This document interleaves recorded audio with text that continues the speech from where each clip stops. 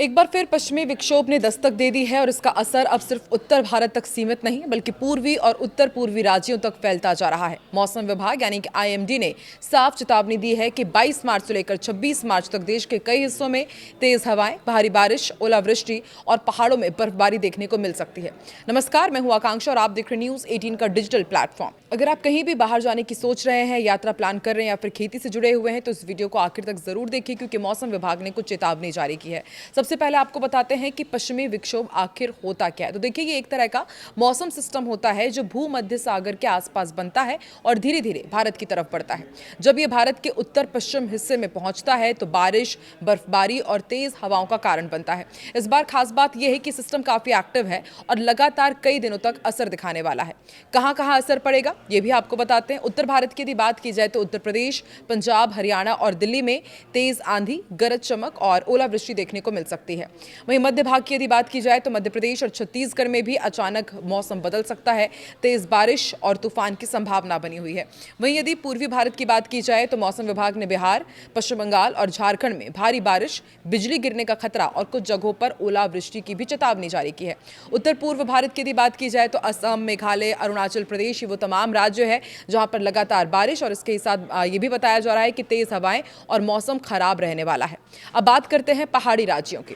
हिमाचल प्रदेश, उत्तराखंड, जम्मू कश्मीर ये बेहद sensitive areas माने जाते हैं। यहाँ भारी बर्फबारी, 40 से 50 किलोमीटर प्रति घंटा की रफ्तार से हवाएं और ठंड में अचानक बढ़ोतरी की संभावना जताई जा रही। तो ऐसे में जो लोग भी इन एरियाज में घूमने का प्लान कर रहे हैं उन्हें मौसम विभाग ने ये सलाह दी है कि अभी आप यहां पर यात्रा टाल दें वरना आप किसी मुसीबत में भी फंस सकते हैं।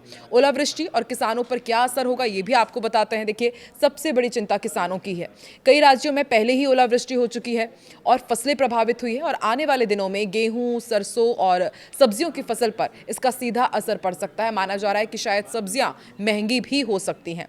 तेज हवाओं और ओलों के कारण फसल गिर सकती है, उत्पादन कम हो सकता है। इसलिए मौसम विभाग ने खास तौर पर बिजली गिरने की चेतावनी भी दी है।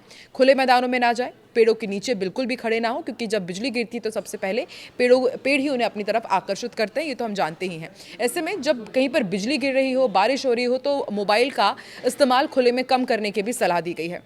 ये बहुत ही छोटी छोटी सावधानियां हैं जो आपकी जान बचा सकती है। अब जरा बात कर लेते हैं राजस्थान की। राजस्थान के और आसपास के इलाकों में भी तापमान में गिरावट दर्ज की गई है। रात में ठंड बढ़ रही है। वहीं दूसरी तरफ दक्षिण भारत के कुछ हिस्सों में उमस भरी गर्मी बनी हुई है, यानी देश में मौसम पूरी तरह से असंतुलित हो चुका है।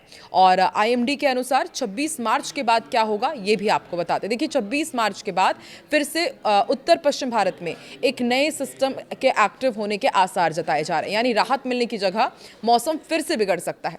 आपको क्या करना है, मौसम अपडेट लगातार चेक करते रहें। जहां पर भी आप जा रहे हैं पहले से आप मौसम वहां का जांच लें कि क्या है, वरना वहां जाकर के फंस भी सकते हैं। और यदि बहुत ज़्यादा ज़रूरी हो तभी आप घर से बाहर निकलें। और किसानों के लिए फसलों को ढांकने के लिए यहाँ पर चेतावनी जारी की गई है मौसम विभाग की तरफ से।